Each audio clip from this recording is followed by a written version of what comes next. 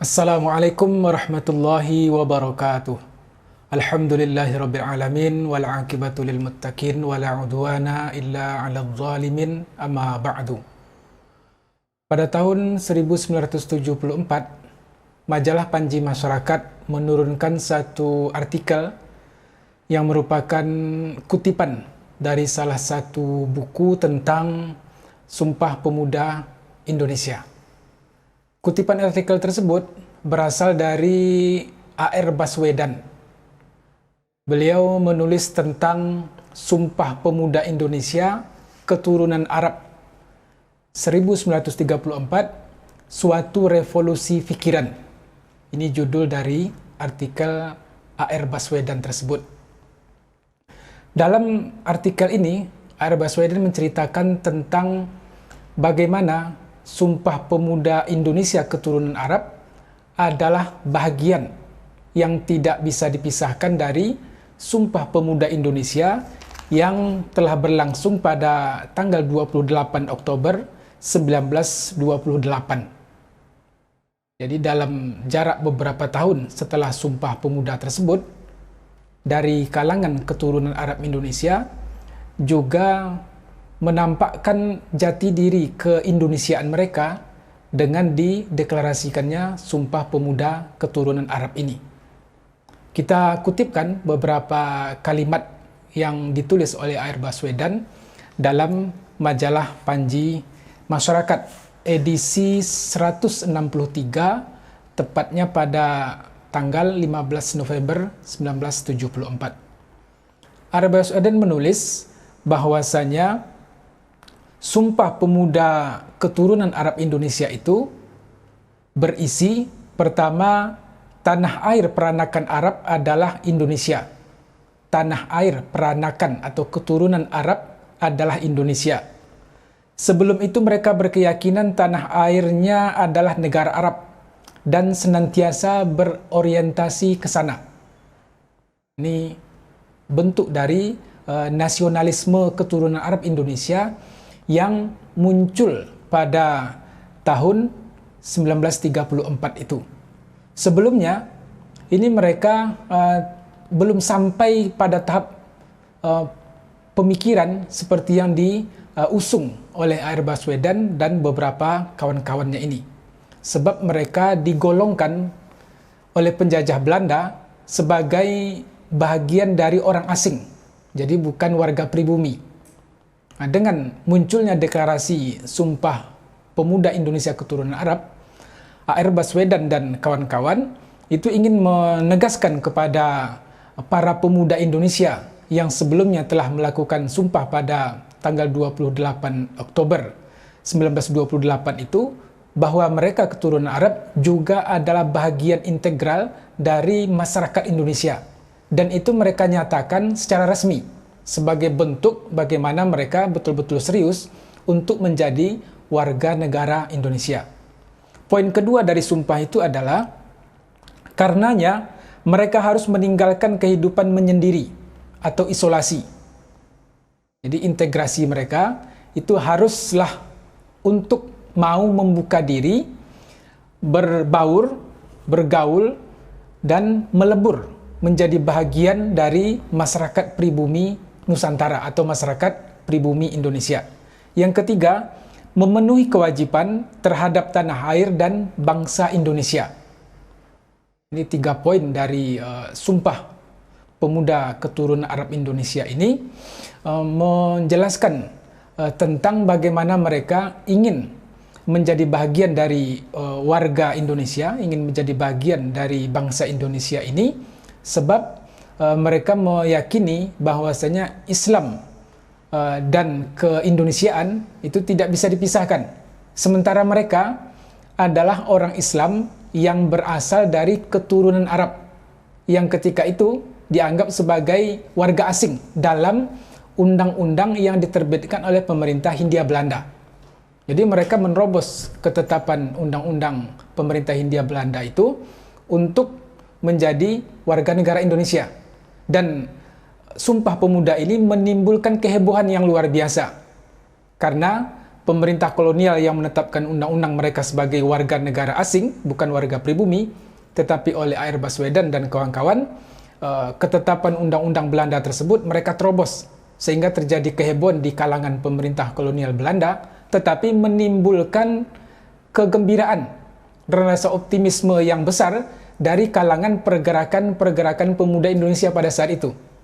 Karena mereka akhirnya mendapatkan kawan yang menyatakan seia sekata menjadi warga negara Indonesia.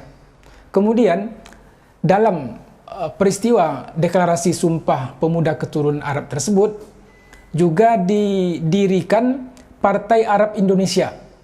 Nah, ini jauh lebih agak maju setelah sebelumnya deklarasi, kemudian diiringi. Artinya mereka tidak main-main dalam hal ini, yang bentuk keseriusan itu diwujudkan dengan didirikannya Partai Arab Indonesia. Dalam kepengurusan Partai Arab Indonesia ini, sebagai ketua terpilih adalah A.R. Baswedan dari Al-Irsad. Kemudian sebagai penulis satu atau sekretaris, yaitu Nuh Al-Kaf dari Robitoh Alawiyah, atau pada masa tahun 1974 ini dikenal sebagai Ar-Robitoh saja. Kemudian penulis dua atau sekretaris dua adalah Salim Maskati dari Al-Irsad. Adapun bendahara dijabat oleh Sagaf Assegaf dari Ar-Robitoh juga. Kemudian komisaris dijabat oleh Abdurrahman Argubi dari Al-Irsad. Munculnya Partai Arab Indonesia yang mengiringi Sumpah Pemuda Keturunan Arab tadi, dan kombinasi dari susunan kepengurusan Partai Arab Indonesia ini adalah kombinasi dari kalangan Sayyid dan non-Sayyid. Kalau dari Ar-Robitoh atau Robitoh Alawiyah itu adalah dari kalangan Sayyid yang pada diri mereka ada keturunan tersambung kepada Fatimah binti Muhammad sallallahu alaihi wasallam, tersambung kepada Nabi sallallahu alaihi wasallam. Sementara dari Al-Irsad itu adalah non-Sayyid. Bersatunya dua kekuatan Arab yang ada di Indonesia ini kembali menimbulkan kehebohan di kalangan pemerintah kolonial Belanda, yang semula mereka dianggap sebagai warga asing, tetapi bersatu dalam satu ikatan deklarasi Sumpah Pemuda tadi, kemudian bersatu pula dalam satu ikatan Partai Arab Indonesia, yang menunjukkan mereka betul-betul serius untuk ikut bersama kalangan pemuda pergerakan Indonesia yang lainnya dalam rangka melepaskan diri dari kolonialisme pemerintah Belanda. Ini menimbulkan kehebohan, dan A.R. Baswedan pun dalam artikel yang dimuat di majalah Panji Masyarakat ini menyebutkan peristiwa tersebut menggemparkan seluruh lapisan masyarakat, pemerintah kolonial, kaum nasionalis, dan kalangan Arab sendiri. Kolonial Belanda tentunya mereka kaget karena mereka berharap akan menjadi bagian tetap dari warga negara asing tadi, tapi rupanya mereka menyatakan keindonesiaannya. Kemudian dari kalangan nasionalis tentunya mereka juga mendapatkan dukungan baru dalam perjuangan untuk kemerdekaan Indonesia. Adapun dari kalangan keturunan Arab, pada awalnya memang timbul pro dan kontra. Tetapi pro dan kontra tersebut akhirnya bisa ditepis, bisa diperkecil pro dan kontranya demi kepentingan yang lebih besar, yaitu menyatunya warga keturunan Arab Indonesia di Indonesia, sehingga mereka tidak lagi dianggap sebagai warga asing dan sudah melebur dengan deklarasi ini sebagai warga pribumi. Para pemirsa sekalian, kemudian pada saat datangnya penjajah Belanda, Partai Arab Indonesia kemudian dibubarkan. Tetapi mereka kemudian setelah dibubarkannya itu atau sebelumnya, mereka juga bergabung dalam gabungan politik Indonesia, yaitu kumpulan partai-partai politik yang sudah berdiri ketika datangnya penjajah Jepang, kemudian mereka ikut menggabungkan diri ke sana. Sesudah itu mereka juga bergabung ke dalam Majlis Islam A'la Indonesia atau Majlis Syura Islam Indonesia di zaman penjajahan Jepang. Setelah Indonesia merdeka, Partai Arab Indonesia tidak melanjutkan perjalanannya dan hanya berhenti sampai pada saat dibubarkan oleh pemerintah Jepang. Mereka kemudian, peranakan Arab Indonesia dari kalangan Sayyid ataupun non-Sayyid ini, melebur ke partai-partai politik yang ada. Ini juga sebagai bentuk bagaimana mereka tidak lagi menonjolkan partai Arabnya, tetapi lebih menonjolkan kepada personal-personal yang sudah menyatu dengan warga negara lain dalam perjuangan kemerdekaan Indonesia. Bahkan beberapa anggota ungkap Air Baswedan, ketika Indonesia sudah diproklamasikan, beberapa anggota mereka itu juga diutus ke beberapa daerah untuk menyampaikan kabar proklamasi ini. Di antaranya itu diutus ke Sumatera. Yang diutus itu adalah saudara Mustafa Baisa, ungkap Air Baswedan, kemudian Ali Bahfen. Keduanya adalah pemuda PAI, Partai Arab Indonesia tadi. Diutus oleh Komite Nasional Pusat ke Sumatera untuk menyiarkan berita proklamasi. Jadi mereka sudah ikut terlibat dalam perjuangan dan menjadi orang yang ditunjuk, dipercaya untuk menyebarkan berita proklamasi ke beberapa wilayah. Kemudian, apa yang ditulis oleh Air Baswedan ini mendapatkan respon dari Buya Hamka. Pada edisi yang ke-165, 15 Desember 1974 atau 1 bulan kemudian, Buya Hamka merespon apa yang diungkapkan oleh Air Baswedan di majalah Panji Masyarakat ini. Buya Hamka dalam edisi 15 Desember 1974 itu menulis surat kepada Air Baswedan. Dalam surat tersebut, Buya Hamka mengungkapkan tentang bagaimana peran Air Baswedan ini menimbulkan rasa nasionalisme yang baru dari kalangan keturunan Arab Indonesia dan kenangan-kenangan lain dari apa yang pernah dialami oleh Buya Hamka ketika pernah berjumpa dengan Air Baswedan ini. Buya Hamka mengungkapkan kekaguman beliau ketika edisi di mana tulisan Air Baswedan ini muncul, ini covernya, edisi 163. Jadi ketika edisi ini baru saja keluar dari percetakan, ungkap Buya Hamka, saya adalah orang pertama yang membacanya sebelum disebarkan ke beberapa penyalur atau agen yang kemudian didistribusikan ke seluruh wilayah Indonesia. Buya Hamka mengungkapkan, saya adalah orang yang pertama yang membaca naskah Air Baswedan ini sebelum disebarkan oleh agen-agen majalah Panji Masyarakat. Kemudian Buya Hamka mengungkapkan, saya baca tulisan kenangan saudara terhadap Partai Arab Indonesia, ungkap beliau. Saya baca sampai habis. Saya teringat ketika saya singgah kepada saudara di Semarang, di kantor pusat perjuangan saudara, di kantor pusat PAI tadi, Partai Arab Indonesia. Saya kenangkan kehidupan saudara sebagai seorang idealis, menanamkan cita-cita baru dalam kalangan peranakan Arab. Saudara ketika itu berdua dengan saudara Maskati, pengurus dari PAI tadi. Tahunnya adalah pada tahun 1937. Jadi tahun 34 berdirinya PAI tadi. Kemudian 3 tahun sesudah itu, Buya Hamka melawat ke kota Semarang dan bertemu dengan Air Baswedan ini, mengenang masa lalu perjumpaan mereka di kota Semarang. Kemudian Buya Hamka juga menjelaskan, saya teringat, ungkap beliau, bagaimana saudara membuat garis baru yang mesti ditempuh oleh bangsa Indonesia peranakan atau keturunan Arab. Air Baswedan adalah pelopor yang membuat garis baru nasionalisme keturunan Arab Indonesia. Saya lihat, saya dengar saudara menyeruak rimba belukar dari isolasi fikiran, sehingga bertahun-tahun lamanya peranakan Arab terombang-ambing dalam khayal yang bukan-bukan. Jadi mereka itu dianggap sebagai orang asing, sementara mereka satu agama, satu keyakinan dengan mayoritas pribumi Nusantara. Ini sesuatu yang agak tidak masuk akal. Dan mereka dikondisikan seperti demikian oleh penjajah kolonial Belanda. Sehingga ada jarak antara pribumi Islam Nusantara, pribumi rakyat Muslim Nusantara dengan orang-orang keturunan Arab.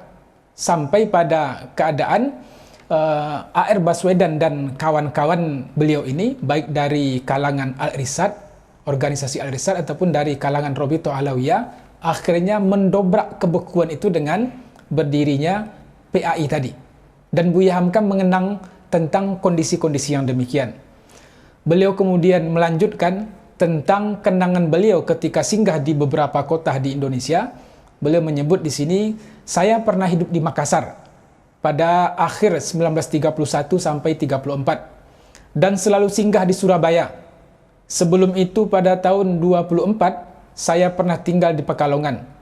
Di semua tempat itu saya bergaul dengan peranakan Arab, jelas Buya Hamka. Jadi beliau sudah mengenal beberapa tempat yang di sana ada komunitas keturunan Arab, dan Buya Hamka bergaul akrab, berkenalan dengan keturunan Arab di beberapa kota tersebut.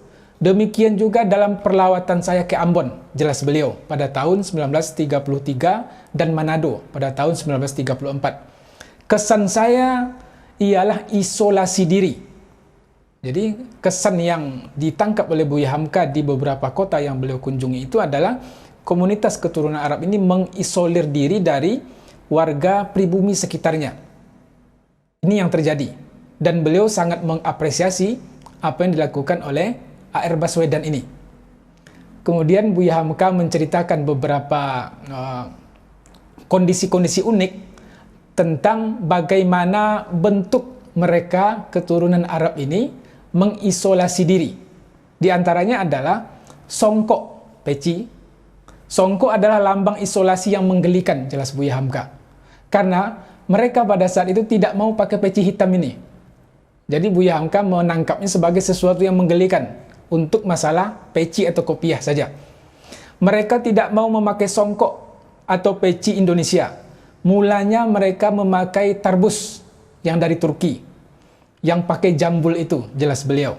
Kemudian karena barang-barang keluaran Italia diboikot karena kekejaman kaum fasis di Tripoli, tarbus yang masuk tersebut ikut juga diboikot, sebab tarbus itu buatan dari Itali. Jadi tarbus Turki tetapi diproduksi oleh Itali, yang memakainya orang Turki, yang ada jambulnya.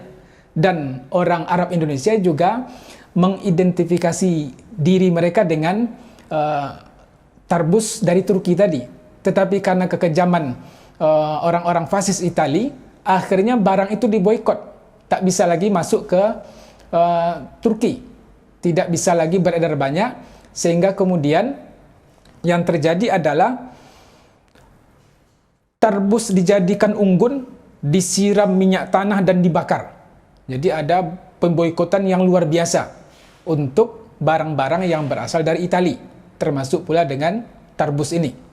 Sehingga yang terjadi berikutnya adalah orang-orang keturunan Arab ini, Said ataupun non-Said, kehilangan tarbus. Jadi mereka tidak lagi pakai peci yang ada jambulnya. Sesudah itu, mereka belum mau memakai songkok anak negeri. Jadi, walaupun mereka sudah kehilangan tarbus tadi, karena sudah tidak lagi diperjualbelikan atau sudah mulai timbul kesan karena itu buatan Itali, ini sesuatu yang tidak baik. Walaupun demikian keadaannya, mereka keturunan Arab ini belum juga mau memakai peci, apalagi belangkon, jelas Buya Hamka. Jadi memang dari sisi tampilan itu terjadi perbedaan yang cukup mencolok antara pribumi dengan keturunan Arab Indonesia terkait dengan peci ini. Selanjutnya Buya Hamka menjelaskan, sebab ada perasaan memakai songkok apalagi belangkon, mereka turun derajat. Jadi ini semacam kelas ya, semacam kelas sosial.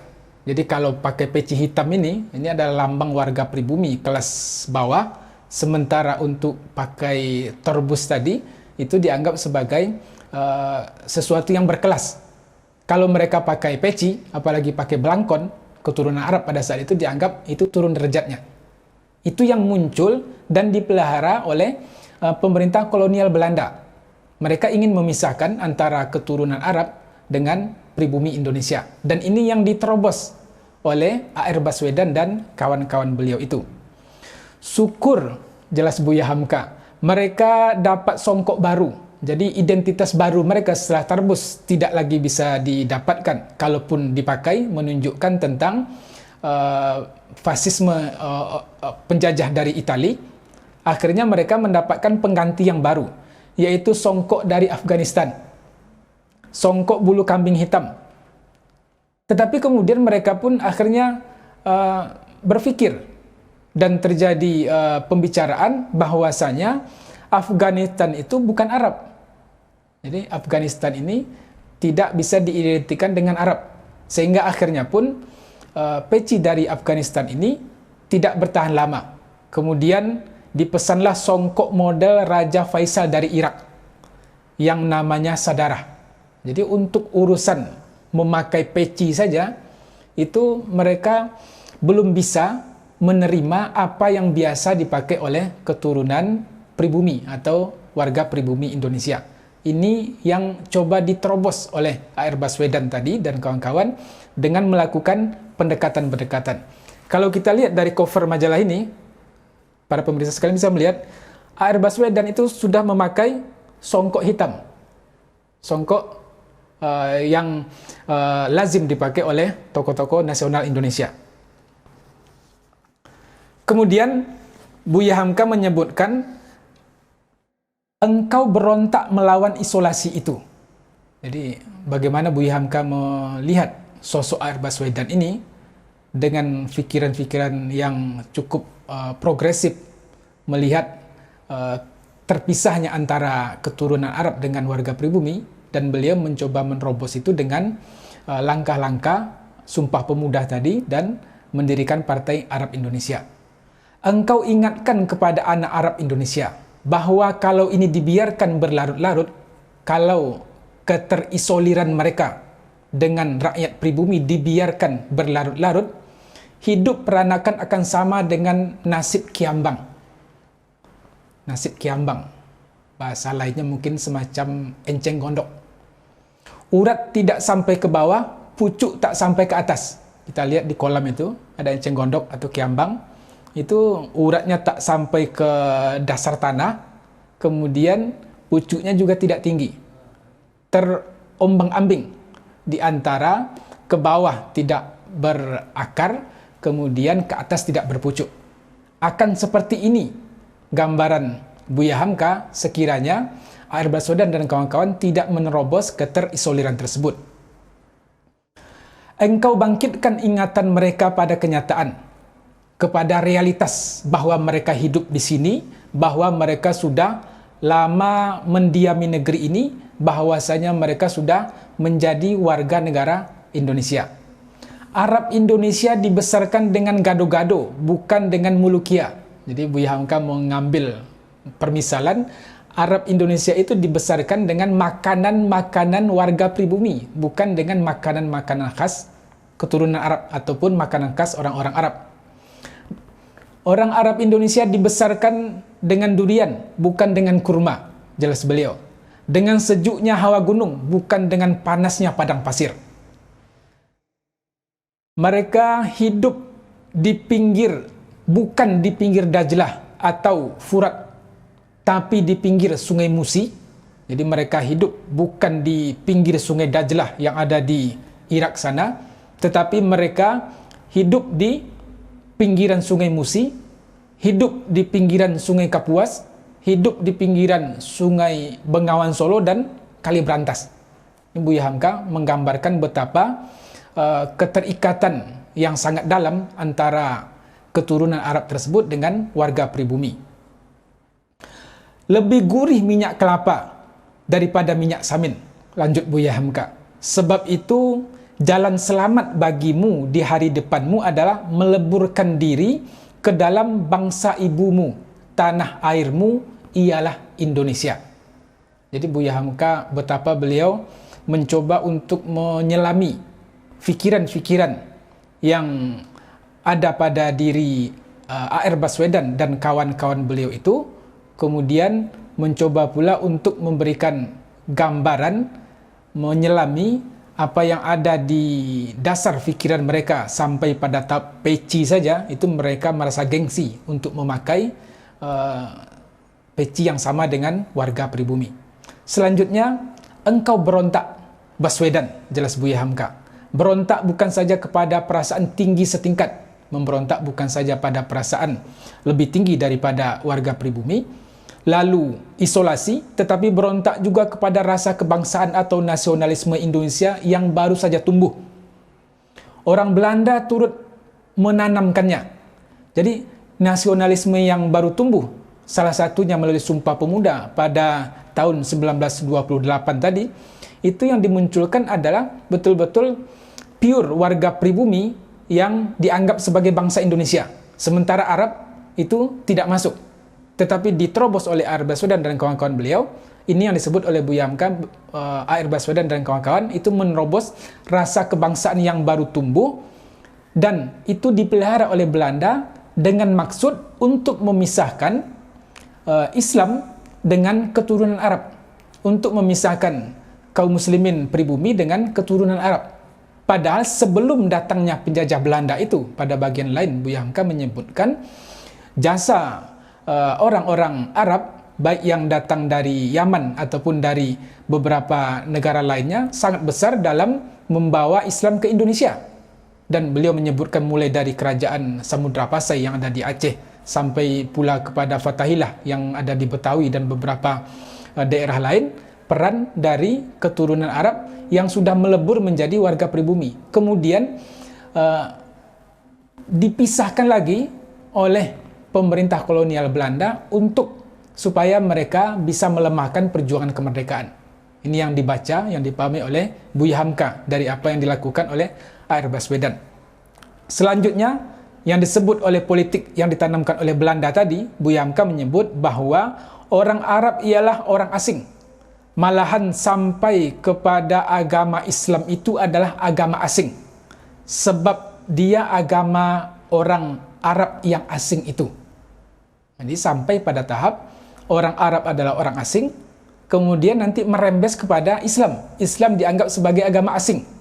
Sebab dia dibawa oleh orang Arab yang asing itu. Nah, ini politik Belanda untuk memisahkan kaum muslimin pribumi dengan keturunan Arab, padahal mereka sebenarnya adalah satu kesatuan. Bahasa Arab, lanjut Buya Hamka, adalah bahasa asing. Yang tidak asing adalah bahasa Belanda. Nah, ini sudah masuk bagaimana politik Belanda untuk coba memisahkan antara Islam dengan Arab, untuk memisahkan bahasa Arab dengan orang Arab, dan memisahkan bahasa Arab dengan warga pribumi. Huruf Arab adalah huruf asing. Huruf nasional adalah huruf Latin pusaka Belanda. Bahkan dalam kitab bacaan di sekolah rendah, dalam kitab Matahari Terbit, orang Arab adalah gambaran dari kejelekan. Jadi sudah muncul untuk mendiskreditkan orang-orang Arab. Ini wajar. Pihak kolonial Belanda yang mereka tidak saja ingin menguras hasil alam Indonesia, tetapi juga ingin mendiskreditkan Islam yang dibawa oleh orang-orang Arab tersebut. Dan Buya Hamka dalam hal ini melakukan pembelaan terhadap apa yang dilakukan oleh A.R. Baswedan dalam usahanya untuk meleburkan diri menjadi warga pribumi.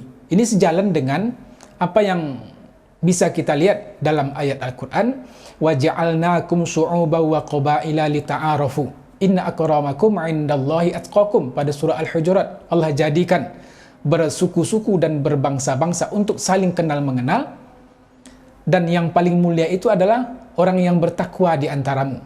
Jadi tidak ada batas suku dan bangsa dalam hal ketakwaan. Sementara berbedanya suku dan bangsa itu adalah untuk saling kenal mengenal. Dan pihak keturunan Arab tadi sudah pula berusaha untuk meleburkan diri menjadi warga negara Indonesia jauh sebelum proklamasi kemerdekaan dikumandangkan pada 17 Agustus 1945. betapa mereka ingin menyatu menjadi bahagian warga negara Indonesia, ikut berjuang dan ikut menjadi orang yang terlibat tidak hanya dalam hal penyebaran agama Islam yang dibawa oleh orang-orang keturunan Arab ke Indonesia, tetapi lebih daripada itu, mereka pun ingin ikut serta dalam mendirikan negara Indonesia ini. Maka menjadi satu kesatuan dengan hadirnya A.R. Baswedan dan kawan-kawan beliau dalam meleburkan diri menjadi warga pribumi. Dan ketika kemudian muncul orang yang ingin memisahkan atau membuat perbedaan yang jauh antara Arab dengan pribumi pada saat ini, sesungguhnya juga dahulu itu terjadi ketika ini dimulai oleh pemerintah Belanda yang ingin memisahkan antara Arab dengan pribumi, yang pada akhirnya, ungkap Buya Hamka, beliau menyebut di bagian akhir tulisan ini, setelah menjelaskan beberapa tokoh ulama yang berjasa dalam penyebaran Islam, baik dari Aceh sampai ke Pulau Jawa dan beberapa daerah lainnya, beliau menyebutkan, jadi rusak karena dijungkir balikkan oleh penjajah tentang nasionalisme Arab tadi yang tidak mau bergabung dengan Indonesia ketika mereka masih mengisolir diri. Itu kemudian berusaha dijungkir balikkan oleh Belanda, tetapi mereka melawan. Bagaimana Belanda dengan undang-undangnya mengisolir, tapi mereka keturunan Arab tadi berusaha untuk menerobos. Dicoba mengasingkan keturunan Arab dari kebangsaan Indonesia dalam rangka maksud yang lebih besar. Buya Hamka membaca, maksud yang lebih besar yaitu mengasingkan Islam dari negeri ini. Ini pesan penting lainnya dari apa yang tersirat dari politik Belanda terhadap umat Islam, dari politik Belanda untuk memilah-milah, ini orang Arab, mereka orang asing, ini pribumi, tidak bisa disatukan dengan orang Arab tadi, tapi itu pada akhirnya, ungkap Buya Hamka, adalah dalam rangka mengasingkan Islam dari negeri ini. Ini sebuah pelajaran bagi kita tentang bagaimana bersatunya keturunan Arab sejak dari mereka membawa Islam ke negeri ini sampai datang penjajah Belanda yang berusaha untuk memisahkan mereka dengan keturunan pribumi, tetapi diterobos oleh A.R. Baswedan yang mendapat apresiasi yang luar biasa dari ulama pribumi, kalau boleh kita sebut demikian, terhadap diri Buya Hamka ini, dan beliau menyambut baik apa yang dilakukan oleh A.R. Baswedan dan kawan-kawan itu, sehingga menjadi satu kesatuan, menjadi warga bangsa Indonesia. Demikian, semoga bisa menjadi pelajaran bagi kita tentang terciptanya atau adanya suku bangsa tersebut merupakan sunatullah, ketetapan Allah terhadap umat manusia ini, tetapi itu tidak harus menjadi mereka terpecah belah. Sebab yang paling mulia di antara mereka adalah orang-orang yang bertakwa. Bisa saja orang bertakwa tersebut adalah yang mereka bukan keturunan Arab, dan bisa pula yang bertakwa itu juga dari keturunan Arab. Semuanya mempunyai kesempatan yang sama untuk menjadi orang yang bertakwa di sisi Allah. Semua mempunyai kesempatan yang sama untuk berkontribusi dalam menegakkan negara ini, dalam menyebarkan Islam di negeri ini. Assalamualaikum warahmatullahi wabarakatuh.